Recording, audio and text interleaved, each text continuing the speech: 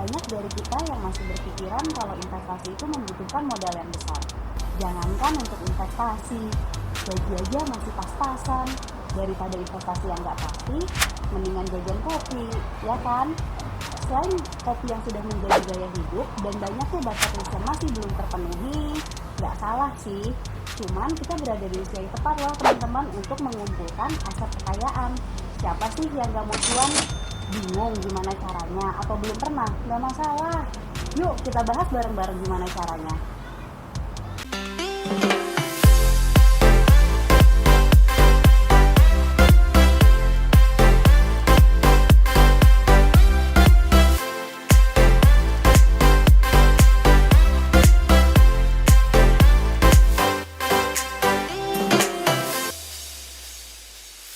Hai teman-teman investor, semoga baik ya kabarnya. Hari ini kita mau membahas salah satu produk reksadana, yaitu reksadana pasar uang. Apa sih reksadana pasar uang itu dan apa aja ya manfaatnya? Nah, hari ini saya sudah bersama dengan Mbak Indri. Mbak Indri ini sebagai Head of Business Development and Product di PT Insight Investment Management. Halo Mbak Indri. Halo Alifa, apa kabar? Baik Mbak Indri, apa kabar Mbak Indri? Sehat, alhamdulillah. Alhamdulillah baik. Makasih banyak Mbak Indri waktunya. Oke Mbak Indri, hari ini kita mau ngobrol banyak tentang reksadana pasar uang nih Mbak Indri. Kalau boleh dijelaskan Mbak Indri, yang pertama apa sih reksadana pasar uang itu Mbak?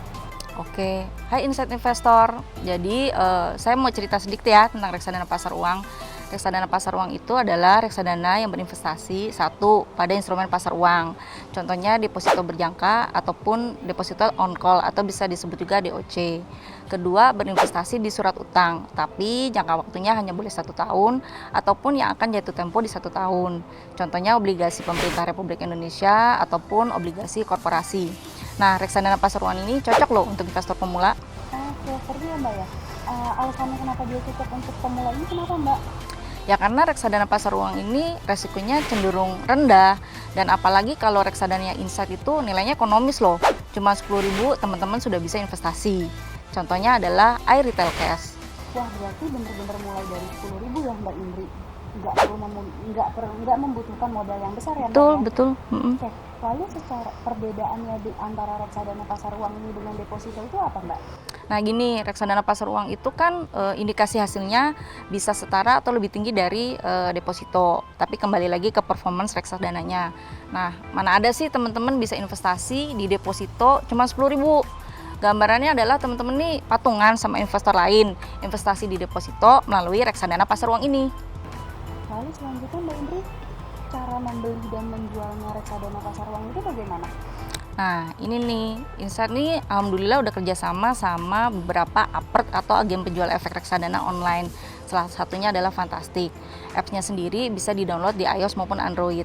Kalau untuk penjualannya sih sesuai aturan OJK, itu T7 hari bursa, tetapi Insight mengusahakan T2 hari bursa.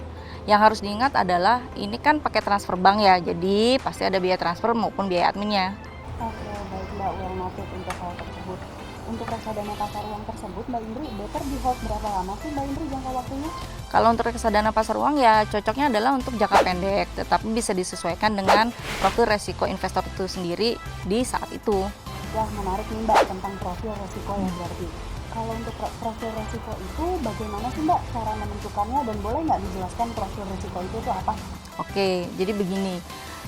Alifa bisa tahu ya bahwa investasi itu kan bisa naik turun. Nah, kalau investor pemula itu kan biasanya coba-coba. Sedangkan kalau pasar uang ini dia relatif resikonya rendah, indikasi hasilnya juga cenderung stabil, which is bisa disebut juga resiko konservatif.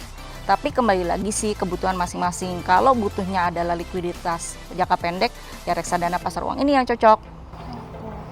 Mbak Indri, selain resiko, apa aja sih yang perlu diketahui oleh calon investor kita tentang reksadana pasar uang ini?